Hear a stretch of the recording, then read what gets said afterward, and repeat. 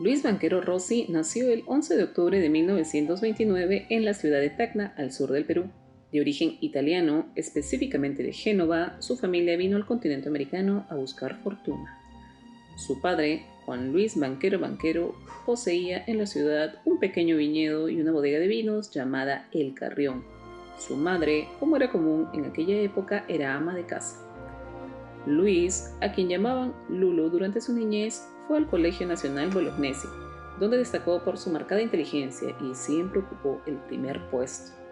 Cuando terminó el colegio, pensó en ir a Lima y estudiar y conocer más de la vida, pero su padre tenía otros planes. Quería que su hijo mayor se dedicara al negocio de la familia. Además, le había conseguido un puesto menor en el Banco Italiano. ¿Universidad para qué?, le preguntó a su hijo. Además, no había universidad en Tacna y Lima era peligrosa y corrompía a las personas. Sorprendentemente, de seguir los deseos de su padre, Luis Banquero Rossi hubiera sido un chico más de provincia, con una vida que nunca hubiéramos conocido. Sin embargo, la madre de Luis, junto con los profesores del colegio, lograron convencer a Banquero, quien a regañadientes aceptó, pero con una condición: Lima no. Luis iría a la casa del tío Benito Rossi en Trujillo. El 10 de enero de 1946, Luis Banquero partió. Nadie por entonces sospecharía que empezaba el camino a la grandeza y a la leyenda. Mucho menos hubieran imaginado su trágico final.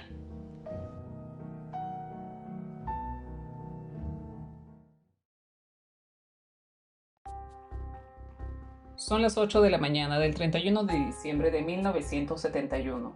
Luis Banquero Rossi, el magnate de la industria pesquera global, sale del Hotel Trillón donde vive hace 7 años, rumbo a su oficina central en Oiza, la compañía que maneja todas sus empresas. Durante el camino está algo sobresaltado. Le han dicho que planean extorsionarlo o, peor aún, que están preparando un secuestro. Llega a su oficina y empieza a revisar papeles, firmar documentos, ver proyecciones, hacer llamadas, cerrar contratos y aprobar una transferencia millonaria para la adquisición de nuevas y mejores máquinas para algunas de sus empresas. Ya es la 1 de la tarde. Banquero sale de su oficina y va a recoger a Silvia Iladoy, su amante. Compran algo para almorzar y van a un departamento que el empresario tiene en la avenida Tacna. Pasan la tarde ahí. Luego, Banquero sale por unas horas. Va a su oficina. No deja de trabajar. Se reúne con unos políticos y deja firmados unos documentos para el lunes. Finalmente, regresa con Silvia y le dice que tiene otra reunión en la noche y no podrán recibir juntos el año nuevo. Luis Banquero deja a Silvia en su casa y se dan un beso de despedida. Una despedida para siempre.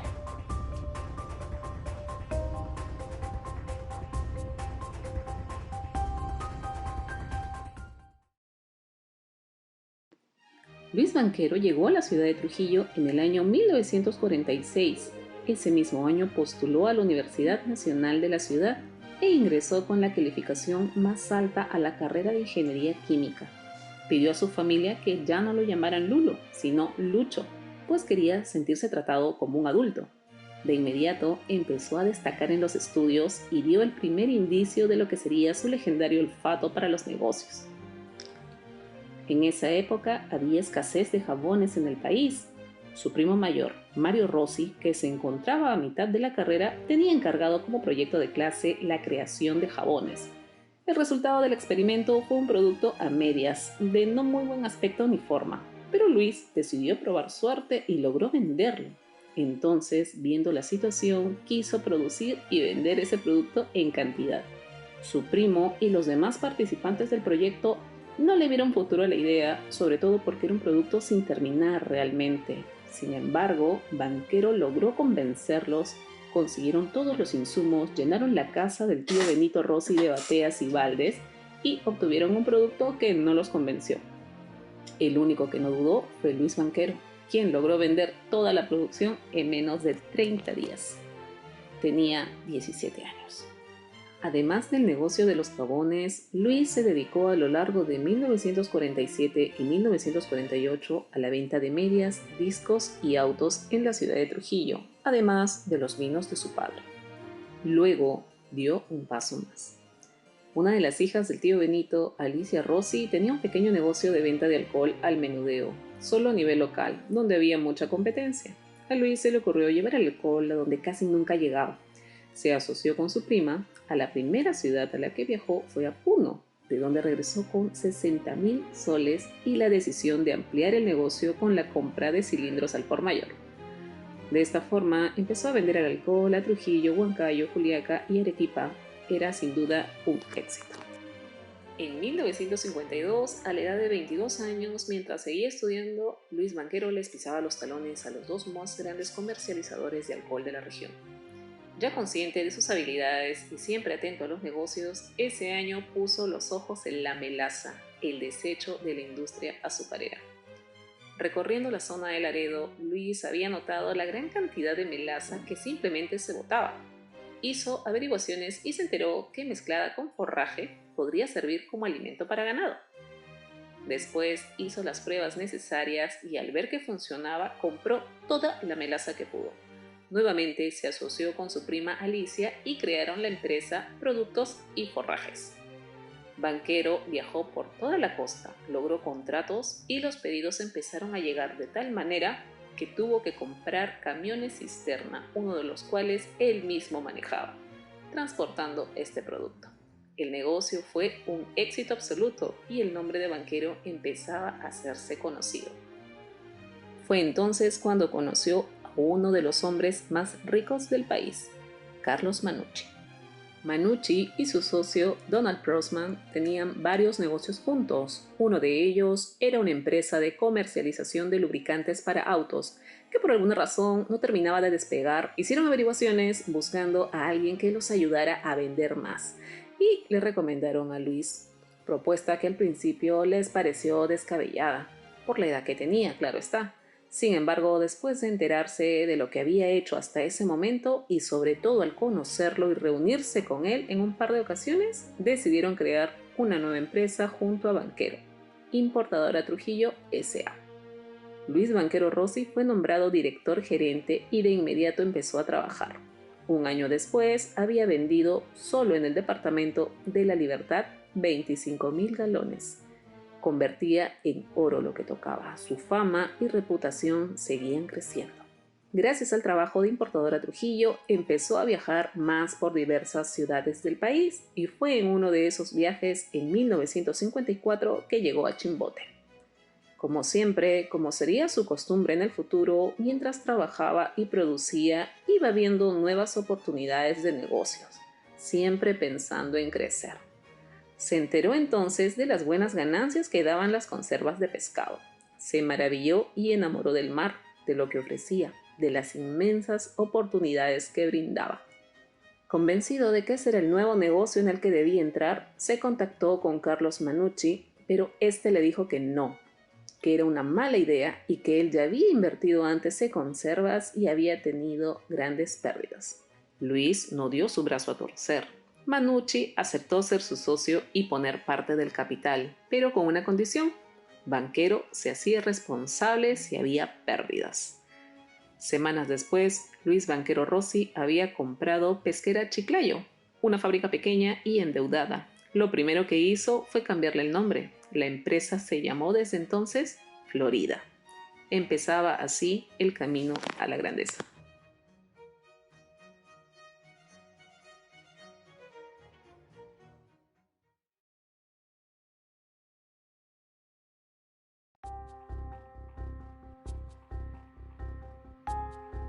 Después de dejar a Silvia, Luis Banquero va a recoger a Susana Cabieses, su novia oficial desde hace varios años. Van a la casa de campo del empresario en Chaclacayo. Durante el camino y al llegar a su destino, Banquero se muestra preocupado. Mira constantemente hacia diversas direcciones buscando o cuidándose de alguien. Ya en la casa cenan y reciben el año nuevo. Después, Luis Banquero y su novia deciden ir a una fiesta en la casa de un amigo. Ahí pasan algunas horas, brindando, conversando e incluso bailando un poco, hasta que empieza a amanecer y se marchan. Luis deja a Susana en su casa porque el hombre que nunca se detiene trabajará también el 1 de enero. Antes de partir rumbo a su suite en el Hotel Crillon, se despiden. No lo saben, pero es su último beso.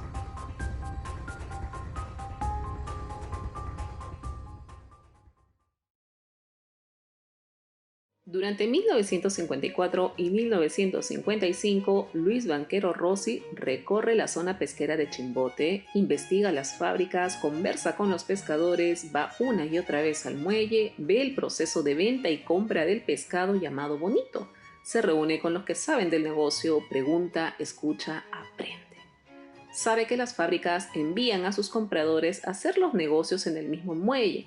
Entonces Banchero se acerca a ellos, les conversa, les propone trabajar con él, los convence, los recluta. Florida va tomando forma. Incluso desde antes de empezar oficialmente a producir, en medio del desorden y algo de informalidad del negocio pesquero, la empresa empieza a destacar por el orden de sus instalaciones, por el pago ofrecido a los trabajadores, por la visión de su dueño. Y mientras Luis Banchero comanda y está al tanto de todos los procesos para poner en marcha a Florida, mientras sigue aprendiendo todo lo que puede sobre pesca y costos, sigue manejando el negocio de los forrajes de los lubricantes y empieza ahora a vender tractores. Era en 1955 cuando Banchero empieza a descolocar el mercado, llamando la atención de pescadores, obreros y grandes empresarios pesqueros, que empezaron a pensar que estaba loco y regalaba el dinero. No entendían el pensamiento de este hombre, que ya empezaba a ser un adelantado a su época. Pagaba por encima del promedio, producía sin detenerse un día y al lograr mayor productividad reducía costos y vendía más barato. Además, siguiendo una característica que nunca dejaría, Luis Banchero Rossi tenía siempre un trato cercano con los pescadores y obreros. Los respetaba, trabajaba junto a ellos como uno más, mientras aprendía sobre el uso de las máquinas y estaba al tanto de la producción y comercialización. Fue entonces cuando llegó el primer problema de su carrera y el despegue definitivo. Carlos Manucci, su querido amigo, socio y accionista de Florida, había muerto. Era necesario hablar y llegar a un acuerdo con los herederos. Pero el tema no tomó mucho tiempo porque la familia no quería saber nada del negocio pesquero. Incluso, Banchero les recomendó que mantuvieran las acciones y que no hubiera ninguna transacción. Pero la viuda, aconsejada por un abogado que le aseguró que Florida no generaría un centavo de utilidades, se mantuvo firme en disolver la sociedad. Mediante transferencia de empresas, la familia Manucci pasó a ser dueña de Importadora Trujillo, compañía que tiempo después quebró. Y Luis Banchero Rossi pasó a ser el único dueño de la empresa conservera Florida. De inmediato, porque no sabía parar, Banchero solicitó un préstamo bancario e incluso hipotecó su fábrica. Le gustaba el riesgo, apostaba siempre en grande y a ganador. En 30 días, Florida era ya la segunda conservera de Chimbote. Banchero amplió la planta, mejoró los procesos de producción y calidad, pagaba bien, compró buses para transportar a sus trabajadores, les dio uniformes, los pedidos y contratos no dejaban de llegar, tampoco la riqueza y el respeto. Sin embargo, vivía en un pequeño y modesto cuarto de hotel, sin opulencias. Mientras Florida seguía creciendo, Luis empezó a viajar, a vender al extranjero, a pensar y buscar nuevas oportunidades y más grandes empresas. Es el momento de la harina de pescado. No se detenía. En 1956, Banchero creó en sociedad Pesquera Humboldt y compró su primera embarcación, una bolichera. Tenía solo 27 años cuando era ya un empresario de mucho éxito, aunque se seguía dando el tiempo para comer un ceviche en el muelle y tomarse unas cervezas con los pescadores. Los negocios y la fortuna no paraban. Hubo necesidad de comprar más embarcaciones y pedir préstamos al banco para nuevas maquinarias. Parecía que ahora sí ya estaba en la cima, pero siempre miraba más arriba. Desde el inicio de sus actividades, Humboldt fue la empresa que más harina de pescado producía en el país. Sin embargo, solo 3 meses después, Banchero creó la compañía pesquera Los Ferroles, que un año después, en 1957, sería la empresa más moderna del litoral peruano. Cuando Luis Banchero tenía 28 años, Humboldt ya poseía departamentos de contabilidad y exportaciones. Los Ferroles había absorbido la empresa Pesquera Industrial del Callao, y el joven y a la vez experimentado empresario tuvo que abrir una oficina en Hamburgo. Era 1958 cuando toda la industria pesquera del Perú tomó el mundo. Incluso el gobierno quitó algunas trabas para permitir aún mayor crecimiento. Llegaron nuevos inversores. Hasta personas con algo de ahorros empezaron a participar en lo que sería el boom pesquero. Luis Banquero Rossi era ya por entonces único dueño de Florida, Humboldt, Los Ferroles, Pesquera Industrial Callao, Pizza y acababa de crear Pescamar. Desde sus nuevas oficinas centrales en Lima, mandó a construir los 6 barcos más grandes que se conocerían hasta entonces, de 100 toneladas cada uno. Se vivía una bonanza total. Pero esto no solo generó riqueza, sino también mayor competencia internacional. Gigantes transnacionales como Comergeral entraron a tratar de recuperar su antigua posición de control y empezaron algunos problemas y ciertas acciones desleales. Buscaron acaparar la harina para revenderla y luego especularon con los precios que se desplomaron hasta llevarlos a un punto de vender por debajo del costo. Se había iniciado una guerra comercial. Empezó cierta desesperación en el empresariado pesquero peruano, sobre todo en los nuevos y pequeños que empezaron a caer. Los medianos tambaleaban, los grandes buscaron a Luis Banquero, que había estado observando y estudiando la situación.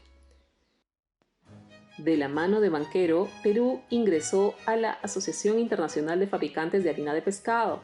Además, se formó el Consorcio Pesquero del Perú, cuyo objetivo fue unir a las empresas peruanas para vender como un solo conjunto y hacer frente a los gigantes internacionales.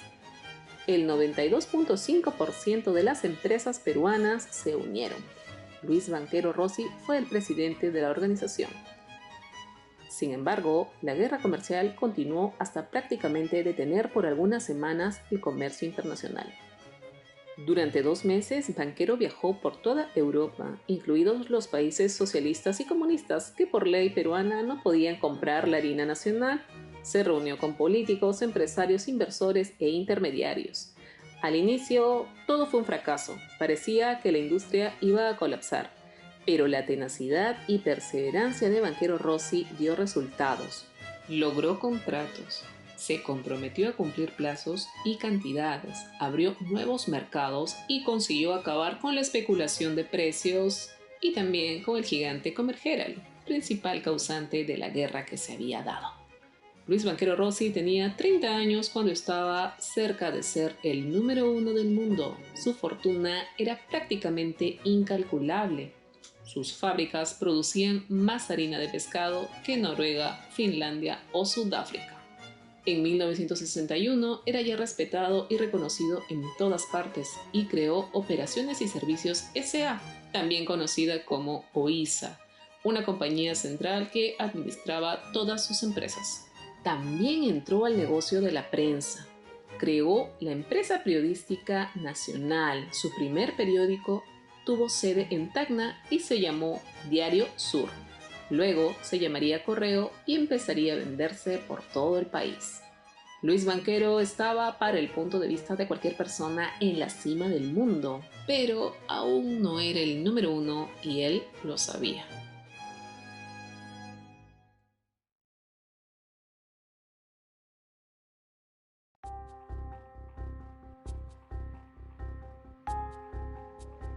Son las 10 de la mañana del primer día de 1972. Luis Banquero Rossi se dispone a subir a su auto, cuando es interceptado por el gerente del Hotel Crillon. Son amigos, se abrazan y se desean un feliz año. El gerente le cuenta a Banquero que en las próximas semanas se irá de viaje a París. El empresario le dice que él también viajará a esa ciudad. Prometen encontrarse ahí, pero esta es la última vez que se ven. Es la última vez que lo ve alguien cuya declaración puede ser realmente confiable. Después, todas son suposiciones, teorías, medias verdades o completas mentiras. Se supone que antes de salir de su suite, Banquero Rossi se comunicó con las personas que trabajaban en su casa de campo y les insistió que se tomaran el día libre. Se supone también que después llamó a su secretaria y amante, Eugenia Cesarego, y le propuso encontrarse en Oiza, ir a la casa de campo a pasar el día y revisar algunos documentos. Se supone, por último, que fue hasta su oficina, recogió los papeles que necesitaba y a su secretaria y fueron rumbo a Chaclacayo. Y es una certeza que, al bajar del auto e ingresar a la casa, Luis Banquero Rossi daba sus últimos pasos.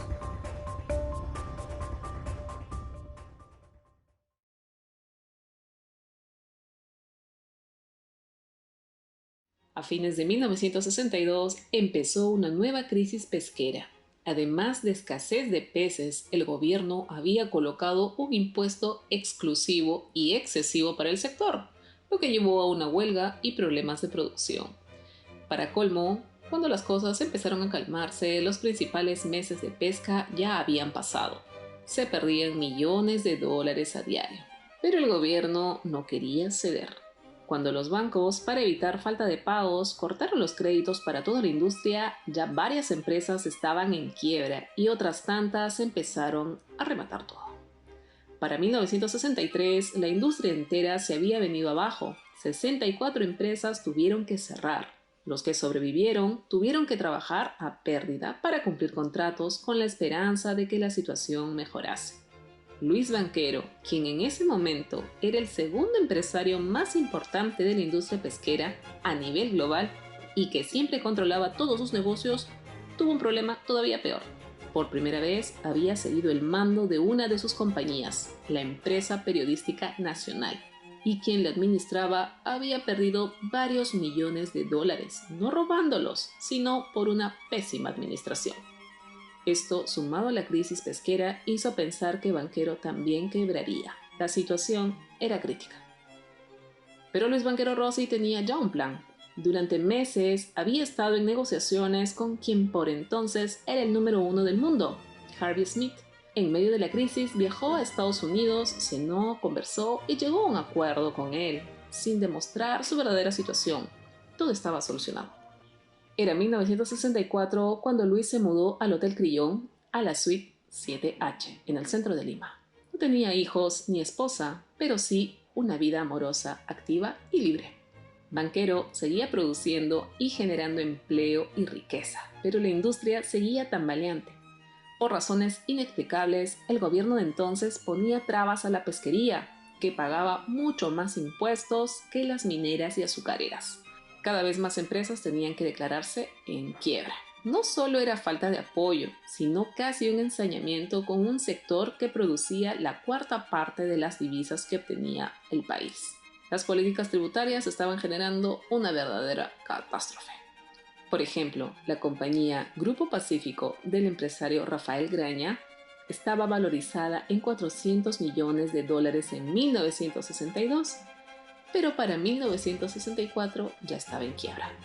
Tuvo que ser rematada en solo 3 millones y nadie quiso pagar por ella. Incluso Banquero Rossi tuvo que cerrar algunas empresas y ceder acciones en otras, pero tampoco eso lo detuvo. En plena crisis, con una reducción de 80% de la industria en Chimbote, siguió comprando maquinaria, agilizando procesos, reduciendo costos, mejorando la calidad. Cuando hubo escasez global de materia prima, varios gigantes tuvieron que retroceder y reacomodarse. Entonces, Luis Banquero Rossi pasó a ser el número uno del mundo. Era 1965 y tenía solo 36 años. Sin embargo, la industria pesquera peruana estaba al borde del colapso. Debido a las altas tasas tributarias, ya no era un negocio. Una vez más, mientras ahora mandaba construir embarcaciones de 200 toneladas, Banquero tuvo que intervenir, incluso amenazar con el cierre total de sus fábricas. Finalmente, el gobierno decidió revisar su política tributaria pesquera. El 4 de octubre de 1967 se firmó en el Congreso la Ley de Fomento a la Pesquería. Admirado y querido por todos, por socios y pescadores, por empresarios y obreros, incluso hasta por su competencia, Luis Banquero Rossi era ya entonces una leyenda. Su carrera siguió siempre para arriba. Tenía ya 42 años y para muchos su destino era la presidencia de la República. Para otros, seguir comandando la industria pesquera. Algunos decían que ahora tenía la mirada puesta en la aviación. También que se dedicaría de lleno a la minería o que llevaría a su equipo de fútbol a ser el número uno del continente. quizás todo eso. Lo que sí era seguro, por más que en los últimos tiempos se le había visto algo oído y cansado, era que, como lo había hecho toda su vida, no se detendría. Seguiría buscando un nuevo proyecto, una nueva empresa, una nueva cima a la que llegar.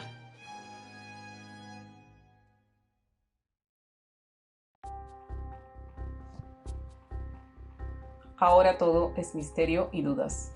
Luis Banquero Rossi encontró la muerte al ingresar a su casa de campo en Chaclacayo. ¿Lo asesinó una persona? ¿Más de una? ¿Eran desconocidos o traicionaron al empresario? ¿Pudo Banquero, al menos en ese último momento, saber quién y por qué lo mataban? ¿Y por qué de esa manera? No fue estrangulado ni recibió algún disparo en la cabeza. No fue asesinado con una cuchillada certera o un golpe contundente. Por alguna razón, murió lenta y violentamente, a golpes primero y con 2 profundas cuchilladas después. Luego vendrían investigaciones, negligencias o complicidad. Sorpresa, rabia y tristeza, recuerdos, obras y un inmenso legado. Y por sobre todo, una incógnita. ¿Quién mató a Banquero Rossi?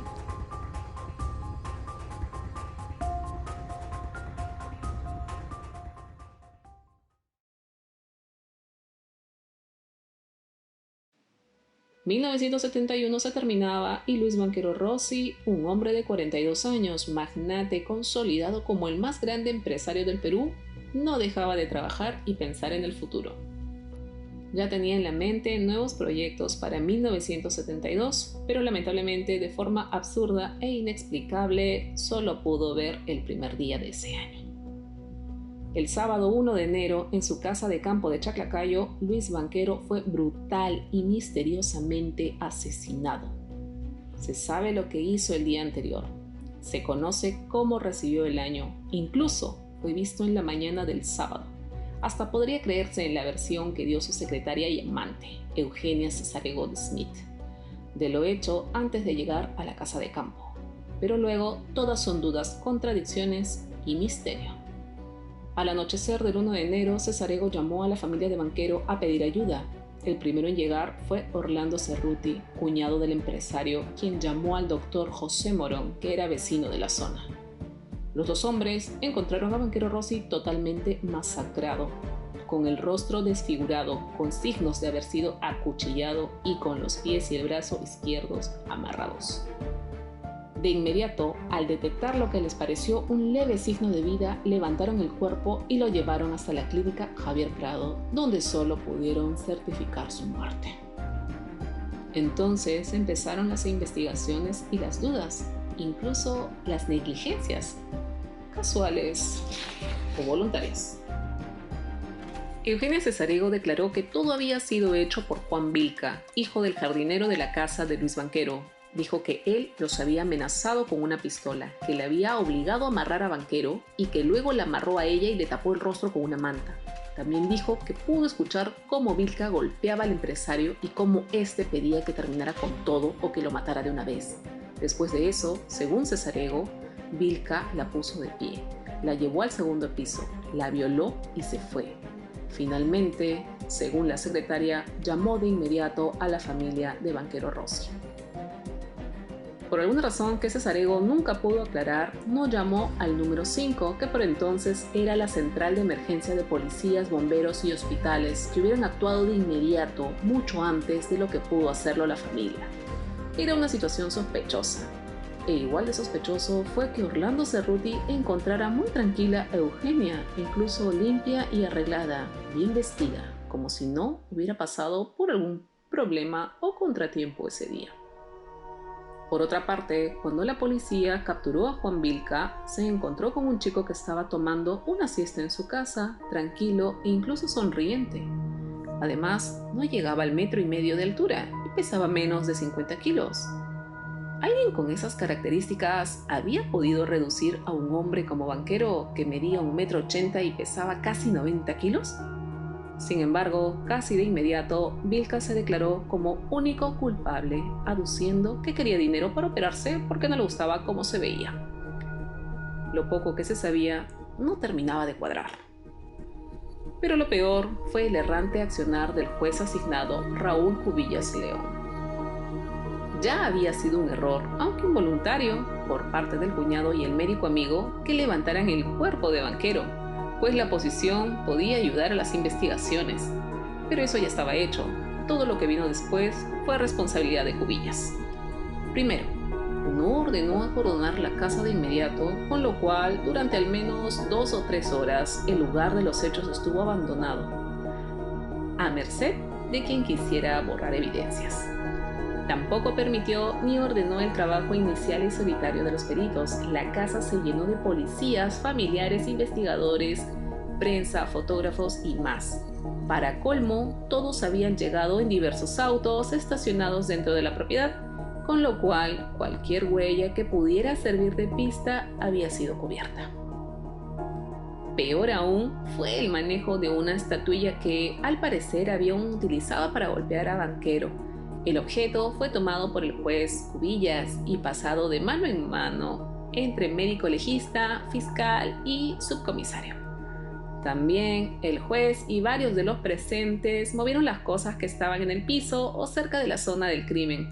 Las tomaban y contemplaban como si éstas a simple vista fueran a demostrarles algo. Luego las dejaban en cualquier lado. Como se había hecho tarde, Cubillas y algunos de los presentes cenaron lo que encontraron en la cocina de la casa. De una forma absurda e inexplicable, la escena y evidencias habían sido totalmente contaminadas.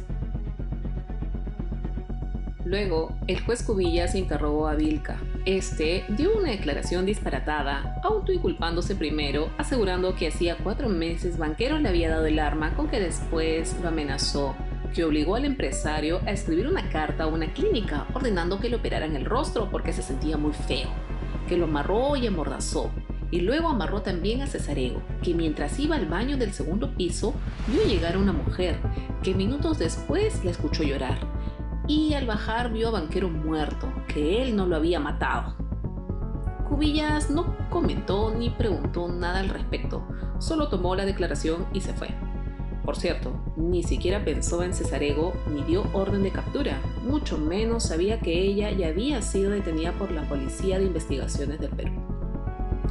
Pero las contradicciones y negligencias no terminaron ahí. Durante la autopsia se determinó que Banquero había sido amarrado después del muerto, contradiciendo las declaraciones de Vilca y Cesarego. Además, los golpes en el rostro, que al parecer fueron hechos con manopla de hierro, y sobre todo las cuchilladas que habían quebrado costillas y perforado el pulmón derecho, demostraban que el asesino o asesinos tenían una gran fuerza, algo que Vilca a simple vista no poseía. Le hicieron unas pruebas al principal sospechoso y el resultado arrojó que tenía la fuerza de un niño. Era prácticamente imposible que él hubiera cometido el crimen. Sin embargo, el juez Cubillas no tomó en cuenta ninguna de estas pruebas ni ordenó ninguna investigación exhaustiva. Lo único que hizo fue tomar por cierta la primera parte de la contradictoria declaración de Vilca. En un par de días ya había cerrado el caso, y fue el ministro del Interior, Pedro Richter Prada, quien declaró ante los medios y todo el mundo: el caso estaba resuelto, el asesino de Luis Banquero Rossi había sido Juan Vilca Carranza. Nadie le creyó. En todo el país se dudaba de las autoridades, incluso se sospechaba de complicidad del juez, el Poder Judicial en pleno y hasta el gobierno, dirigido en ese entonces por Juan Velasco Alvarado. La familia presentó reclamos, presionó a la justicia y consiguió que se cambiara de juez. La nueva persona encargada de las investigaciones sería José Santos Quiquisola. Bajo las órdenes de este juez se hizo y se tomó en cuenta todo lo que Cubillas, a propósito o por negligencia, ignoró. Santos encontró muchas contradicciones y cabos sueltos. Para él era casi un hecho de que Vilca no era el asesino, o al menos no el único. También que Cesarego ocultaba algo. Luego, analizando el lugar de los hechos y tomando declaraciones, determinó que el cadáver había sido movido del lugar varias veces en el lugar de los hechos, algo que Vilca no hubiese podido hacer solo. Durante los nuevos interrogatorios, Vilca pasó de autoinculparse él solo a decir que fue inducido por Cesarego y finalmente que él no había cometido ningún crimen, que todo lo habían hecho la secretaria de Banquero y 3 hombres que él vio salir de la casa antes de llegar. En cuanto a las declaraciones de Cesarego, la contradecían varias pruebas. Ella decía que había sido obligada a amarrar a Banquero apenas llegaron a la casa, pero las pruebas demostraban que el empresario había sido amarrado después de muerto. Por otra parte, cuando le hicieron los exámenes correspondientes, encontraron huellas de haber sido amarrado. También no concordaba la declaración en la que decía que había oído a Banquero pedir que lo dejaran o lo matasen de una vez, porque según Vilca lo había amordazado. Y entre otras tantas pruebas, se determinó que Luis Banquero Rossi había muerto entre las 3 y 5 de la tarde, varias horas antes de la llamada de su secretaria pidiendo ayuda. Durante el careo, Vilca y Cesarego se insultaron el uno al otro, se acusaban mutuamente. El uno le pedía al otro que dijera la verdad, pero esta nunca pudo ser conocida realmente. Para el juez Santos, los 2 implicados eran cómplices y ocultaban una verdad más grande, porque estaba claro que no eran los únicos que participaron en el crimen. Sin embargo, para la justicia peruana, para los encargados de dar un veredicto claro y definitivo, tuvo más peso la investigación del juez Cubillas. Le dieron 20 años de cárcel a Vilca y Cesarego estuvo presa por 5 años, por supuesta complicidad, mientras continuaban unas absurdas y mal llevadas investigaciones. Hasta que el entonces presidente del Perú, Francisco Morales Bermúdez, los indultó a los 2.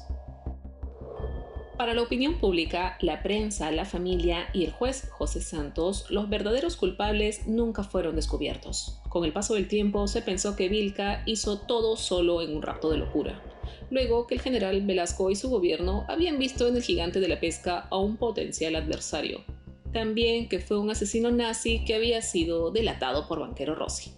Tampoco faltaron las sospechas hacia mafias colombianas e italianas, pero todo hasta el día de hoy ha quedado en eso.